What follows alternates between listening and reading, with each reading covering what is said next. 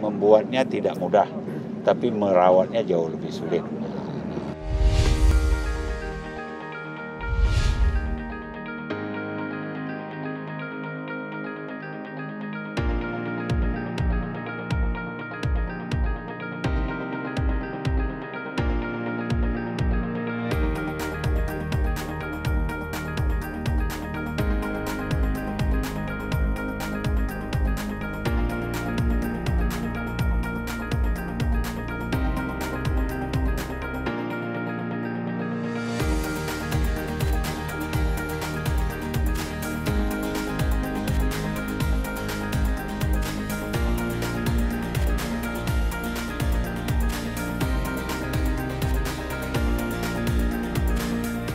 Yang pertama, ini semua sesuai dengan rencana.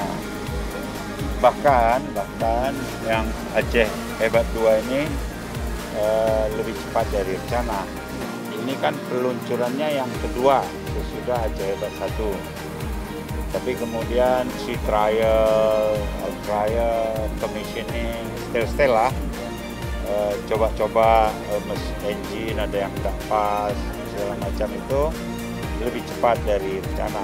Pak Bambang sebagai kapten dalam perjalanan sudah mencoba kecepatan maksimal ya, sekitar 14 ya, 14 knot. Nah ini kok kecepatan standarnya 12 knot.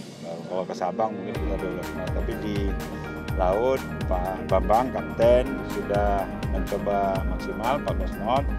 Ternyata tidak ada masalah ya Pak Kapten ya. Tidak masalah. Nah perlu kita ketahui kapten ini bukan orang galangan, dia orang profesional yang di-hire oleh galangan dan tahu persis kondisi kapal dalam perjalanan itu. Dan menurut laporan alat navigasinya sofistikasinya lumayan tinggi, dan kita berharap kapal ini bisa berumur panjang. Nah, tadi saya tanya lifetime-nya ya kalau perawatannya standar ya kira-kira 30 tahun.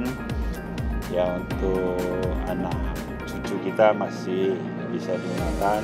Jadi untuk generasi muda, untuk anak-anak kita yang mau masuk sekolah vokasi pelayaran, SMA pelayaran, atau akademi pelayaran, yang mau jadi kapten, mau jadi mualim, mau jadi ABK, itu kita titipkan nanti kapal ini.